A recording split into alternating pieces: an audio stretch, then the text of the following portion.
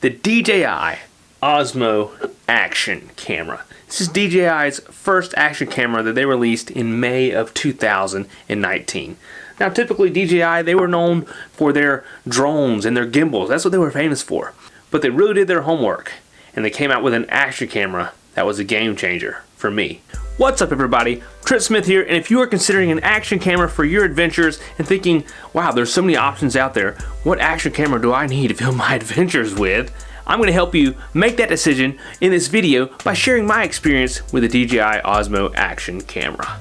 So before we get into the nitty-gritty about this little camera here, be sure to subscribe to the channel, especially if you enjoy water adventures and overnight camping and paddling and stuff like that. And if you haven't already, check out trentsmith.live. We've been doing some updates there. Might be some cool stuff for you guys to check out, and there is definitely some cool stuff coming. So I've had this camera for 8 months. I bought it right after seeing the first video about it and seeing one feature on it that just made this a game changer for me in the way that I make my videos and film my adventures. So in this video, I'm going to cover how I use this camera, what I do and what I don't like about the camera, and then we'll quickly compare it to GoPro's newest camera and see how they stack up.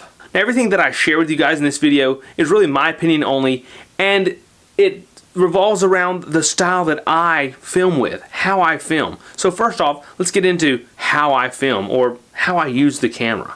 This is my primary camera for filming my adventures. Now, I film, 1, 2, and 3 day trips on this camera, solely on this camera. Now, I used to use different cameras, like I've used an expensive DSLR, like I'm filming with here. I've used my cell phone. I've used Olympus cameras. I have used GoPros. I have used various cameras. I don't do a lot of crazy editing. I don't film in 4K. I don't do a lot of cinematic stuff. I just film the action, and this is great for that. When it comes to stabilization, I always leave this thing on the Rocksteady stabilization, which is a excellent stabilization in this camera. Sometimes I will use slow-mo, which is a really cool feature, and it's really easy to access, so it kind of makes it simple. I'm not a super camera savvy person, tech savvy person, so I like this thing. I can turn it on, I can make it work, it gets good footage, and that's what really matters. But let's kind of get into it and see some of the unique things about it.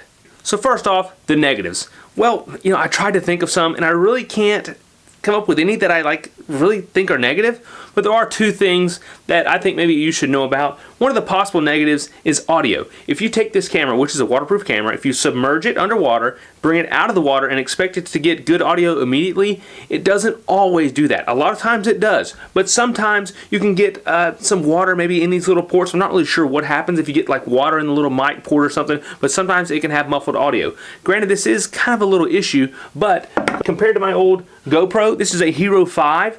I would get really bad audio in that regard after submerging the camera and bringing it up. Sometimes it would get zero audio, sometimes it would just jack up completely, other times it would be really muffled. So that was a problem I would have with this camera, because there'd be some footage I wouldn't be able to use at all. But after going to the DJI, I rarely have that issue, and even if I do, the audio isn't cut out completely like it would be sometimes with the GoPro Hero 5. Now, I don't know for sure how the GoPro Hero 8 is dealing with this, but in most of the videos that I've seen, they have similar audio, but I think this thing has fantastic audio in general. Now, something that's not really a negative, but something I think I should make you folks aware of, is the file sizes of the video that this captures. Whenever you take the video files that you captured and put them on your computer, they can be kind of large files, so you may need a kind of a pretty decent computer to work these and edit them smoothly. Granted, I do have a pretty good computer, but sometimes mine still bogs down, especially if you're using that 4K. It can be difficult for a computer.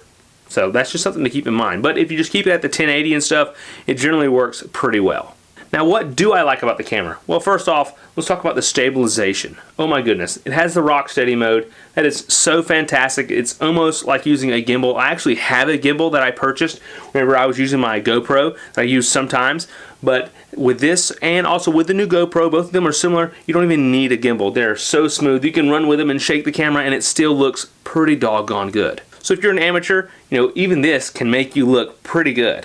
Another positive is the audio. Okay, the audio, especially when you go in wind, this thing does really good at canceling out the wind noise. There's been times when I would take it and it would be mounted on the front of my boat and I'd be, getting after it, and man, the audio would still be pretty good. Get her skin back, baby! Woo! or I'd be in some windy situations and the audio is still pretty good. Granted, there are some angles you can get at where the wind just gets just right and will go down into that mic port and kind of, muffle it. But overall, I've found that this has fantastic audio, and that's very, very important to your video. Next, let's talk about the field of view, which is how wide the actual shot is.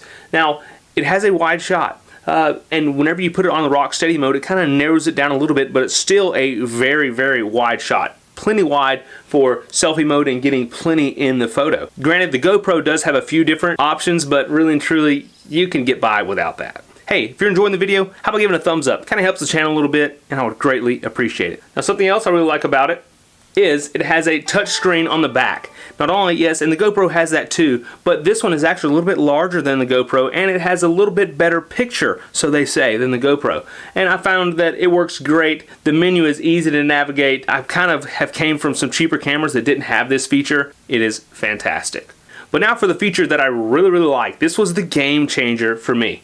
Now, over here we have this button on the side. If I hold this button, doesn't turn the camera off. It actually turns on this front-facing LCD right here on the front so that you can see yourself. If you're in selfie mode, you can see yourself. Or if you are filming yourself, like I do a lot, because a lot of my adventures I'm by myself and I'm setting up a shot, trying to get the right angle, or I want to get, I want to get the water in the background, or I want to be sure I have my fire in the shot along with the top of my head and not have things cut off. I can set this up and set it out there, and I can get it just right, and it is so fantastic, because I can't tell you how many times that I have had to cut some shot out of my video because, oh my gosh, Trip, you cut your head off again, or you can't even see what I'm talking about. It is crazy because the GoPro just didn't have that feature. Battery life on this thing is pretty good, especially compared to like smaller point and shoots that I have used in the past. Granted, the battery life isn't as good as if you're filming with a cell phone, but this is still better than a cell phone. There's some issues that I've had with my cell phone, but more on that in another video. A lot of times I will take this little battery charger. I have 3 batteries total, 2 here, 1 in the camera, and I can take this little block and charge them all at the same time. And the battery life on this compared to a GoPro is pretty similar. Now when it comes to price, you're gonna come out a good bit cheaper with the DJI. I think it's around $250 for the DJI and $370 for GoPro's new Hero 8. Wow, that's a pretty big difference. And really and truly, I think this is the better camera. At least it definitely is for my filming style because it has this front-facing camera. Now granted, I know people are going to say, well, hey Trip, what about the GoPro Hero 8's new mod system? Well, the mod system is all great and dandy, and yes, granted they have a little flip screen you can put on the back, but I don't believe that your camera will still be waterproof with that flip screen. So what if it's raining? What if you're underwater? Things like that. That's not going to work well. And you may say, well, Trip, yeah, but GoPro, they have that new light attachment mod. Well, yeah, I think when you put the light on there, wait, no, the light is waterproof. Yeah, I believe the light mod is the one that is waterproof to 33 feet. But, hey, I still have a good light mod here on my DJI. I've got this housing here. This simply mounts on top of the housing. Nothing to it. Little Litra lamp or Litra torch. Fantastic little light you can get. I'm talking fantastic. Makes filming at night a breeze. Well, hey Trip, what about the microphone mod or whatever kind of the media mod or whatever GoPro Hero 8 has? Well, yeah, that's all fine and dandy, but I don't believe the camera's waterproof with that mod. For my filming style, and so I don't have to stress and worry so much, it's just so much easier if I have a camera that is waterproof all the time. In some of the videos that I've watched on YouTube, yeah, the GoPro Hero 8 may have slightly better image quality than the DJI Osmo, but still, this is still fantastic. And when it comes to audio of this camera compared to the GoPro Hero 8, they are pretty similar. They both have, I don't know, you can listen to them on videos. I have never had any issues with this, and I think it does a wonderful job. And have they fixed the water issue? I don't know. There aren't many videos or any videos who test that I have seen, but I know that's an issue that I've had in the past on the GoPros. And so for a cheaper price point, the front-facing screen always being waterproof, I mean, I just believe the DJI Osmo is the best camera for you if you're going to be filming your own adventures. Alright folks, so I hope this short little video kind of shed some light on the action cameras out there. Thanks for watching. Take care of yourselves. Be sure to subscribe if you're not already. Get out there, and God bless. See ya.